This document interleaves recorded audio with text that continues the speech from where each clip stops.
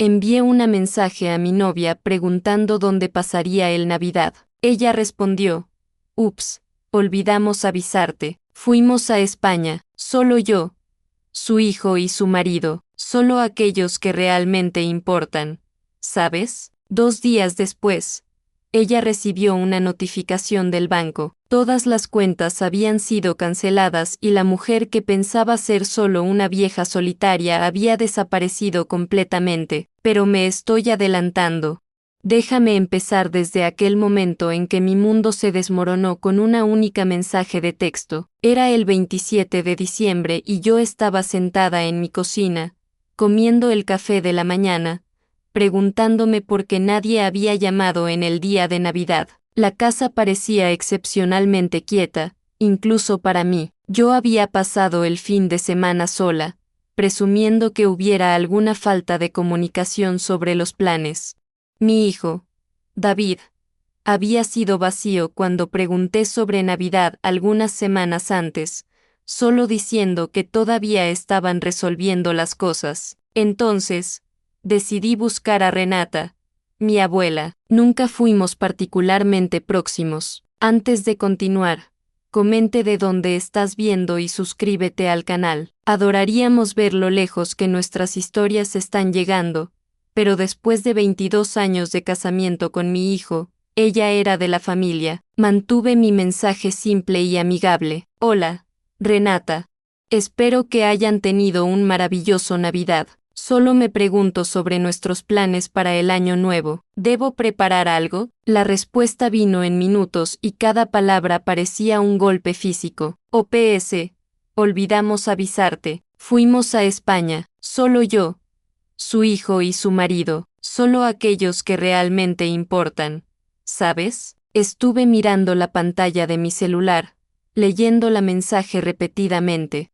Mi marido de 43 años, Tomás, había ido a España en Navidad sin avisarme con mi hijo, David, y Renata, los tres, aquellos que realmente importan. Mis manos empezaron a temer tanto que casi dejé el teléfono caer. Lo puse en la mesa de la cocina y presioné las palmas de las manos contra la madera tratando de acalmarme. Eso no podía ser real. Tomás no haría eso conmigo. ¿Teníamos planeado un Navidad tranquilo en casa? O así lo pensaba. Pero a medida que el choque comenzaba a disminuir, las recuerdas empezaron a surgir. Tomás diciendo que tenía reuniones de negocios en la semana de Navidad. Las respuestas evasivas de David cuando pregunté sobre los planes de vacaciones. El sonrisa satisfecho de Renata en la cena de la Acción de Gracias cuando mencionó cómo algunas familias saben priorizar lo que es importante. Fui al escritorio de Tomás, mis piernas sintiéndose instábiles. Su mesa estaba libre de la mezcla habitual. El calendario en la pared no mostraba nada marcado para la semana de Navidad, pero ahora noté fracas marcas de borracha donde algo había sido escrito y removido. En la bolsa encontré recibos amasados de pasajes aéreos. Madre, 3 pasajeros. La realidad me atingió como agua congelada. Habían planeado este viaje por semanas, tal vez meses. Deliberadamente me excluyeron. Peor aún, mentieron para mí, dejándome pasar el Navidad sola mientras se divertían en Europa.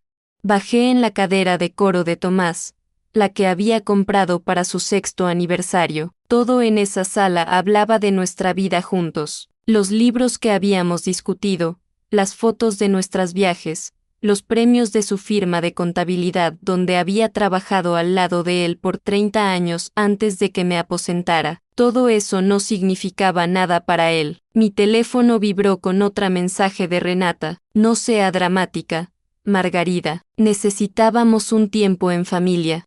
¿Entiendes bien? Tiempo en familia sin mí. Yo no era más familia. Aparentemente, la parte más cruel fue la casualidad con que lo hicieron. Sin discusión, sin confrontación, sin explicación. Simplemente me apagaron de su Navidad, de su familia, de sus vidas, como si fuera tan insignificante que mi ausencia no sería notada por nadie que lo importara. Pensé en mi hermana, Joana, en el Ceará, que había llamado en Navidad. ¿Dónde está Tomás? Ella preguntó. Está descansando. Mentí, sin querer admitir que no sabía dónde estaba mi propio marido. Ahora entendí por qué no había respondido el teléfono. Por horas me senté en esa cadera, me sintiendo cada vez menor. Tenía 67 años, casada a 43 años, madre de un hijo, y, aparentemente, me había hecho tan invisible que mi propia familia podía tomar vacaciones de Navidad sin mí y considerar eso perfectamente razonable. Pero entonces, otra cosa comenzó a surgir junto con la amagua, algo que parecía peligroso y desconocido, la raíz, no el tipo caliente y explosivo que se esgota rápidamente. Esta era fría y constante, creciendo más fuerte a cada respiración, porque mientras estaba sentada allí en el escritorio de Tomás, cerrada por las evidencias de nuestra vida compartida, comencé a pensar en otras cosas. Cosas importantes, como de quién era el nombre en la hipoteca de esta casa, de quién era la cuenta de retiro que había financiado su estilo de vida confortable, de quién era la herencia de mis padres que había pagado la facultad de David, su casamiento, el adelantamiento de su primera casa, de quién era el planeamiento financiero cuidadoso que había permitido que Tomás se aposentara temprano y disfrutara de esos años dorados. Mías, todas mías. Pegué mi teléfono y giré mis contactos hasta encontrar el número de mi consultor financiero. Ya era después del expediente, pero dejé un mensaje. Alberto, aquí es Margarida Guimarães. Necesito encontrarte mañana. Es urgente. Enseguida, llegué para la línea de atendimiento al cliente 24 horas de mi banco, el Banco Nacional. ¿Cómo puedo ayudar? Necesito discutir mis cuentas. Yo dije, mi voz más firme de lo que había sido el día todo, todas ellas. Mientras hablaba con el representante, sentí algo que no experimentaba hace años. Control. Por primera vez desde que leí aquella mensaje de texto devastador. Yo no estaba solo reaccionando a lo que había sido hecho conmigo, yo estaba planeando lo que haría al respecto. Ellos pensaron que yo era solo una vieja solitaria que no importaba. Estaban a punto de aprender lo mal que estaban. Esa noche, no pude dormir. Me senté en la cama mirando al techo. Y por primera vez en meses, me permití pensar realmente en las mudanzas que yo estaba ignorando. Los señales estaban ahí todo el tiempo. ¿No estaban? Yo había sido muy confiante, muy dispuesta a creer en lo mejor de las personas que yo amaba. Empezó a volver para mí en pedazos, como un desastre que yo había sido demasiado ciega para montar. 3 meses atrás, Tomás había empezado a trabajar hasta más tarde, con más frecuencia, solo colocando en día algunos archivos de clientes. Él dijo cuando pregunté sobre la mudanza repentina en la rutina, pero Tomás estaba semiaposentado hace 2 años. ¿Qué clientes? Cuando le pedí que lo acompañara hasta el escritorio una mañana, él se agitó. No necesitas, Margarida, solo estarías atrasada. Nunca se importó con mi compañía antes. Entonces, llegó el día de Acción de Gracias. Habíamos recibido a David y a Renata como habíamos hecho en los últimos 15 años, pero esta vez parecía diferente. Llegaron tarde, alegando tráfico, aunque el coche de David no estuviera especialmente sucio para una larga viaje. Renata estaba excepcionalmente animada, casi eufórica, hablando sobre todas las mudanzas emocionantes que estaban por venir. Cuando yo pregunté lo que ella quería decir, ella solo sonrió y dijo, verás, me recordé de cómo se aglomeraron en la sala de estar después de la cena, mientras yo limpaba. Generalmente, David me ayudaría con la bolsa. Era nuestra tradición, nuestro tiempo para conversar. Pero cuando lo llamé a la cocina, Renata dijo, deja que me relaje, Margarida. Él tuvo una semana tan estresante. Desde cuando Renata hablaba por mi hijo, la conversación paró abruptamente cuando entré a la sala de estar con café. Tomás estaba inclinado hacia adelante, hablando en voz baja, pero se recostó rápidamente cuando me vio, solo hablando sobre el clima. Él dijo, pero era noviembre. ¿Quién se anima con el clima? Ahora entiendo. Estaban planeando la viaje a España, discutiendo logística, probablemente riendo de cómo sería fácil me engañar, pero los señales iban aún más lejos de lo que el Día de Acción de Gracias. En septiembre, Renata comenzó a comentar sobre mi edad, cosas pequeñas, supuestamente inofensivas. Margarida, últimamente pareces cansada. ¿Te sientes bien? Cuando yo me sentía perfectamente bien. Tal vez deberías considerar uno de estos sistemas de alerta médico. Nunca se sabe en su edad. Yo tenía 67 años, no 90. Ella también había comenzado a sugerir que yo podría estar confusa con las cosas. Cuando yo mencioné que David había prometido me ayudar a organizar la garaje, Renata rió. Margarida, y eso fue en el año pasado. ¿No te acuerdas? Nosotros ya lo hicimos, pero no lo habíamos hecho. La garaje aún estaba una locura. Tomás había comenzado a apoyarla en esas pequeñas correcciones. Estás quedando olvidada, querida. Él decía amablemente cuando yo insistía que estaba cierta sobre algo. Era tan sutil, tan consistente, que yo había comenzado a dubidarme de mí misma. Yo realmente había olvidado aquella conversación con David. Yo estaba quedando confusa. La memoria más dolorosa fue de octubre. Yo estaba planeando nuestra celebración de 40º aniversario de casamiento para janeiro. Nada elaborado, solo una cena con David y Renata en nuestro restaurante favorito.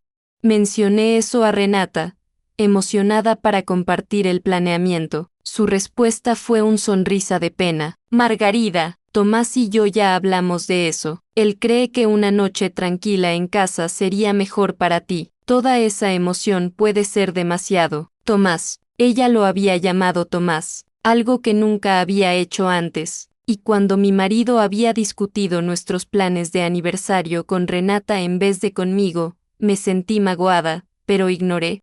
Tal vez Tomás realmente hubiera mencionado eso a ella. Tal vez yo estuviera siendo muy sensible. El casamiento exigía compromiso, no exigía. Pero ahora, sentada en mi cama vacía, mientras mi marido probablemente dormía en algún hotel español, yo lo sexta claramente. Estaban manipulándome durante meses, me hacían cuestionar mi memoria, mis percepciones, mi valor. Estaban preparándome para ser dejadas atrás. La mañana siguiente al Día de Acción de Gracias, encontré a Tomás y a David en el escritorio, con papeles espallados por la mesa. Ellos se unieron rápidamente cuando yo les traje café. Solo cosas financieras chatas, había dicho Tomás. Nada con lo que necesites preocuparte, nada con lo que necesitaba preocuparme en un casamiento donde yo había cuidado la mayor parte de nuestro planeamiento financiero durante décadas. Yo había sido excluida de conversaciones, decisiones, planeamientos. Me hicieron sentir como una intrusa en mi propia vida, y yo los dejé hacer eso porque yo los amaba, porque yo confiaba en ellos. La semana anterior al Natal, cuando Tomás alegó tener aquellas misteriosas reuniones de negocios, ofrecíme para pasar sus camisas. No necesitas, dijo rápidamente, voy a llevarlas a la lavandería. Tomás odiaba despesa de lavaje a seco. Él siempre dijo que mi pasadoría era mejor que cualquier servicio profesional. David había sido igualmente secreto. Sus conexiones telefónicas semanales usuales se convirtieron en breves y extrañas. Cuando yo preguntaba sobre su trabajo, sus respuestas eran vagas. Cuando yo mencionaba los planes de Natal, él cambiaba de tema. Yo atribuí eso al estrés del feriado, pero ahora yo sabía mejor. Él estaba mintiendo para mí, así como su padre. La parte más cruel fue cuán normales eran sus actos. Tomás me besó de despedida en aquella mañana de diciembre como cualquier otro día. Hasta la noche, querida, dijo. Pero él no volvió a casa esa noche, ni la próxima, y yo creí en sus mensajes sobre reuniones prolongadas, sobre quedarse en un hotel cerca del escritorio. Incluso me preocupé con él. Envié mensajes para que lo cuidara al dirigir en invierno. Él estaba en España con mi hijo y Nora, planeando excursiones, compartiendo comidas, creando recuerdos, unas fiestas en familia sin mí. Me levanté y fui a la ventana, mirando para nuestro quintal cubierto de nieve.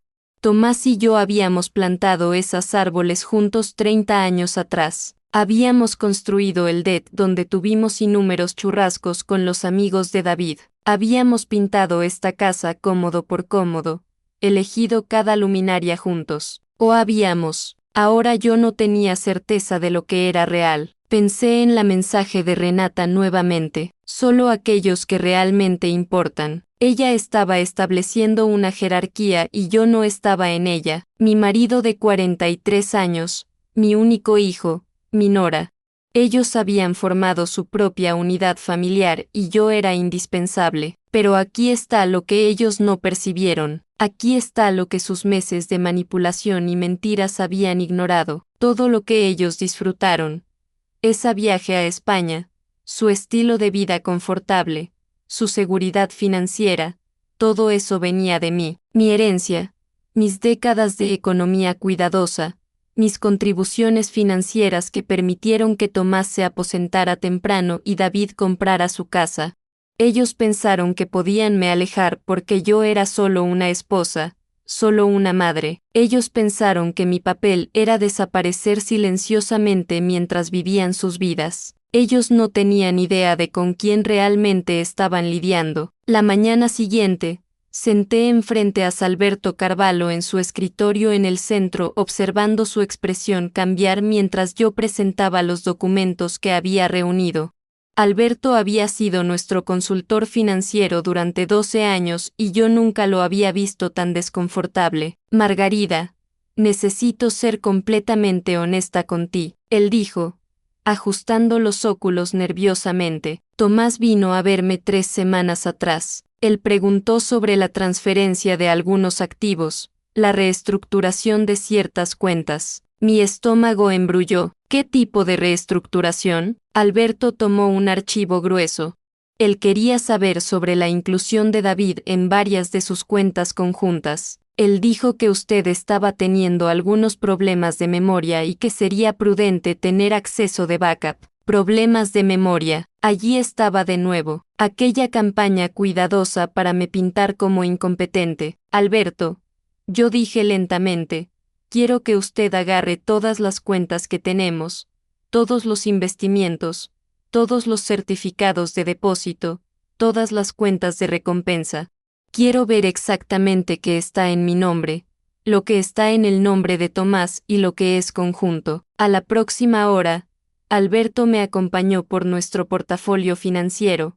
Lo que descubrí me dejó físicamente doente. De nuestros 1.200.000 reais en activos, casi 70% estaba apenas en mi nombre. Mis padres me habían dejado una heranza substancial cuando murieron 15 años atrás. Yo había sido cuidadosa con ese dinero, invirtiéndolo sabiamente, viéndolo crecer.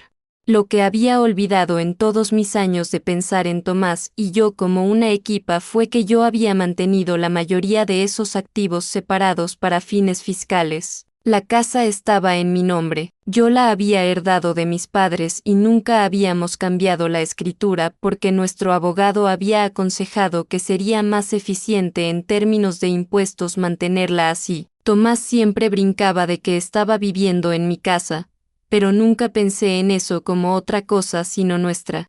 Mi cuenta de retiro, construida a lo largo de 30 años de trabajo, obviamente era solo mía, pero incluso nuestra cuenta de pobreza conjunta era principalmente financiada por mis contribuciones. La firma de contabilidad de Tomás había salido bien, pero él había sido generoso con sus gastos a lo largo de los años. Clubes de golf, cenizas caras, viajes espontáneos de fin de semana. Yo había sido la única a reabastecer silenciosamente nuestras economías. Alberto, yo dije, mi voz firme a pesar de la agitación en mi estómago, si Tomás intentase acceder a alguna de esas cuentas sin mí, ¿él conseguiría? Alberto se movió desconfortablemente. Las cuentas conjuntas, sí, pero Margarida, cerca del 70% de su riqueza está en cuentas donde tú eres la única propietaria. Él necesitaría de su asignatura o procuración para tocar en esas cuentas. ¿Procuración? ¿Era de eso que se trataban aquellos papeles en el escritorio? Tomás estaba planeando declararme incompetente. Quiero hacer algunas mudanzas, dije a Alberto, comenzando hoy. Pasé el resto de la mañana reestructurando todo. Moví todos los fondos de nuestras cuentas conjuntas para nuevas cuentas solo en mi nombre. Mudé los beneficiarios de mis cuentas de retiro y los apólices de seguro de vida. Actualicé las señas de todas las cuentas online. Alberto parecía cada vez más preocupado mientras trabajábamos. Margarida, ¿estás segura de eso? Son grandes mudanzas. Tal vez deberías discutirlas con Tomás primero. Tomás está en España, dije simplemente. Él no discutió eso conmigo. Al mediodía, Tomás tenía acceso a exactamente una cuenta, su pequeña cuenta personal con cerca de $3,000. Todo el resto ahora estaba protegido, pero yo no había terminado. Mi próxima parada fue al banco donde tuvimos nuestra hipoteca por 20 años. La casa estaba quitada ahora, pero yo quería entender todas las implicaciones de la propiedad exclusiva. Señora Guimarães, dijo el oficial de las hipotecas pujando nuestros registros. Recuerdo cuando usted y su marido quitaron un empréstimo más temprano. Eso fue un planeamiento financiero inteligente. En verdad, dije revisando los registros. Veo que los pagos finales vinieron específicamente de mi cuenta. Ella asintió. Sí, usted hizo ese gran pagamento con sus fondos de herencia, economizando miles de euros. Mis fondos de herencia, mi decisión, mi dinero que nos libertó de un pagamento de la hipoteca y permitió que Tomás se aposentase confortablemente del banco. Dirigí hasta el barrio de David. Estaba pensando en algo que me incomodaba hace meses. En la primavera pasada, David y Renata habían comprado un carro nuevo, un SUV caro que ellos estaban animados para exhibir. Cuando yo pregunté cómo habían conseguido una compra de esas con el salario de profesor de David, ellos fueron vagos. Ahora, sentada en mi carro frente a su casa, mirando para aquel SUV en la entrada, tomé mi teléfono para verificar algo que había olvidado. 6 meses atrás, Tomás me había pedido para asignar algunos papeles. Solo actualizando nuestro testamento, él había dicho, nada de muy importante, pero había otros papeles mezclados. Yo los había asignado sin leer con atención porque confiaba en mi marido. Llamé a Alberto de vuelta. Alberto, necesito que verifiques algo para mí. 6 meses atrás, hicimos algún empréstimo o regalo para los miembros de la familia. Hubo una pausa. Déjame ver. Sí, Margarida, hubo una transferencia de 20,000 reales para David Guimarães. Fue categorizado como un regalo de familia. 20,000 reales, suficiente para el adelantamiento de aquel SUV. Dinero que había salido de mis cuentas con mi asignatura, pero no tenía idea de lo que realmente estaba asignando. Alberto, necesito copias de todos los documentos que asigné aquel día y quiero ver exactamente de dónde vino ese dinero. El dinero venía de mi cuenta de inversión, mi dinero dado como regalo a mi hijo sin mi conocimiento o consentimiento real. Senté en mi coche frente a la casa de David mirando al SUV que había comprado para él sin saberlo y sentí algo cambiar dentro de mí. No se trataba solo de ser excluido de un viaje de Navidad. Se trataba de años de manipulación financiera. Estaban usando mi dinero mientras me empujaban fuera de sus vidas. Pero aquí está lo que realmente me hizo hervir el sangre. Recuerdo ahora que David me había llamado la semana después de que compraron ese coche. Me agradeció por ser tan comprensivo con el dinero apretado. Le preguntó si podía ayudar con su cuenta de inversión en ese mes. Le envié 500 reales preocupada que mi hijo estuviera con dificultades financieras. Todo esto mientras él estaba dirigiendo un coche que yo había comprado para él sin saberlo. Mi teléfono tocó. El nombre de Tomás apareció en la pantalla. Me miré a él por un largo momento y entonces recusé la llamada. Inmediatamente él llamó de vuelta. Recusé nuevamente. La tercera vez la atendí. Margarida. Gracias a Dios. Tengo intentado llamarte. Parece que hay algún problema con nuestras cuentas. El hotel no puede procesar nuestro cartón de crédito, y cuando llamé al banco, ¿cómo está en España? Tomás, silencio. Margarida. ¿Puedo explicarme? Tengo la certeza de que puedes. Pero no estoy interesada en explicaciones ahora. Mira. Estás siendo dramática. Fue solo una pequeña viaje. Renata pensó que sería bueno para David tener un tiempo con su padre, y tú has estado tan cansada últimamente. ¿Cansada? ¿Cierto? Así como he estado confusa y difícil. Otra pausa. Margarida. ¿Qué hiciste? Asumí el control de mis propias finanzas. Algo que debería haber hecho desde hace mucho tiempo. No puedes simplemente cortar el acceso a nuestro dinero. Mi dinero. Tomás. La mayor parte de él siempre fue mi dinero. Yo podía oír la voz de Renata al fondo, aguda y zangada, aunque no pudiera distinguir las palabras. Margarida, necesitamos discutir esto cuando volvamos a casa. No hagas más nada hasta que podamos conversar. ¿Cuándo será esto? Te has olvidado de mencionar tus fechas de viaje. Volveremos mañana. Margarida, por favor, lo que quieras que pienses que sucedió. Podemos resolverlo. Lo que yo creo que sucedió, Tomás, es que te has vaciado en familia sin mí. Te has mentido a mí por semanas. Te has dejado, Renata, convencer a todos que estoy perdiendo la cabeza para que puedas. ¿Qué exactamente? ¿Asumir mis finanzas? ¿Me declarar incompetente? No es de eso que se trata. Entonces, ¿de qué se trata? Explícame cómo un hombre pasa su Navidad en España con su hijo y su esposa, pero deja a su esposa en casa pensando que está trabajando. Yo podría oír a Renata más claramente ahora. Ella estaba diciendo algo sobre mujeres viejas dramáticas y ingratas. Pase a Renata para el teléfono. Yo dije, Margarida, no es necesario. Pase a ella para el teléfono. Tomás. Hubo una pausa, alguna conversación abafada. Entonces, la voz de Renata pingando dulceza falsa. Hola, Margarida. Espero que no estés enojada con nuestra pequeña viaje. Fue realmente de última hora y pensamos que tal vez prefieras quedarte en casa. Renata, quiero que me escuches con mucha atención. Tienes 48 horas para devolver los 20.000 reais que fueron transferidos a la cuenta de David 6 meses atrás. Silencio, no sé de qué estás hablando. El dinero para tu coche, el dinero que mi marido me hizo asignar sin decirme para qué era. Ese fue un regalo. No puedes deshacer un regalo. Escúchame, más silencio.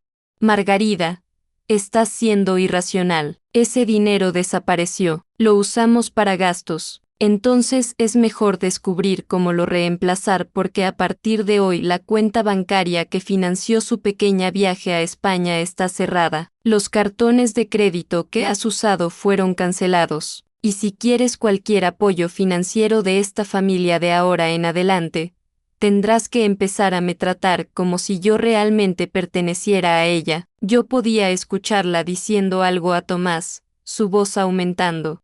Tomás voltó a la línea. Margarida, estás cometiendo un gran error. Somos una familia. Resolvemos estas cosas juntos. ¿Estás bien, Tomás? Las familias resuelven las cosas juntas. Ellas no mienten una para la otra. Ellas no roban una de la otra. Y ciertamente no se abandonan en Navidad. Desligué, por primera vez en meses. Sentí que podía respirar. Las próximas 24 horas fueron las más empoderadoras de mi vida.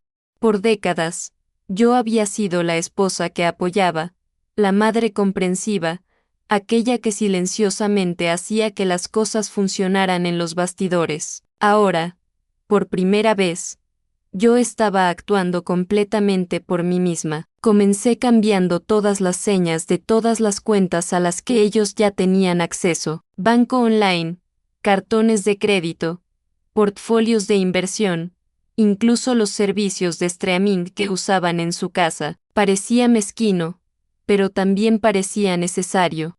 Ellos necesitaban entender que nada en nuestras vidas sería presumido a partir de ahora. Entonces, llamé a mi abogada, Patricia Silva. Nosotros la usamos para el planeamiento patrimonial hace años y yo confiaba en su descripción. Margarida, estoy feliz que hayas llamado, Patricia dijo cuando expliqué la situación. Lo que estás describiendo suena como un abuso financiero de los viejos, incluso si viene de miembros de la familia. ¿Es eso lo que es? Manipulación sistemática para acceder a sus finanzas, minando su confianza y autonomía. Sí, es exactamente eso. La buena noticia es que como la mayoría de los activos están en su nombre, tienes control significativo aquí. Patricia me acompañó por las implicaciones legales de lo que yo estaba haciendo. Todo lo que yo había hecho hasta ahora estaba completamente dentro de mis derechos. Las cuentas conjuntas eran mías para cerrar. Los cartones de crédito eran míos para cancelar. Incluso los 20.000 reais que le dio a David podrían ser recuperados como un regalo completamente no divulgado obtenido por medio de engaño. ¿Y la casa? Le pregunté. Es suya. Punto final. Si Tomás ha vivido allí con su marido, él tiene algunos derechos, pero son limitados. Podrías pedirle a él para salir si quisieras. Yo no había considerado esta posibilidad, pero ahora ella permanecía en mi mente. Patricia, necesito entender algo.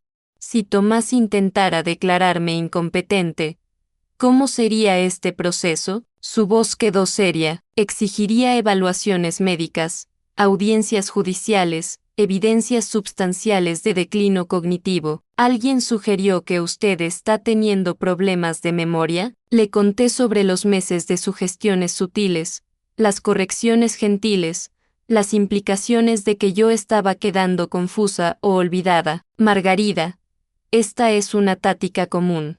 Si manipulas a alguien por tiempo suficiente, puede hacerlo dudar de su propia competencia. También crea una narrativa que puede ser útil más tarde si usted quiere contestar su capacidad legal. Las piezas se estaban encajando. No solo me excluyeron del natal, estaban construyendo un caso contra mi competencia mental, posiblemente por meses. Quiero que usted ofrezca una evaluación cognitiva independiente, le dije a Patricia. Quiero documentación médica de que soy completamente competente para tomar mis propias decisiones. Pensamiento inteligente.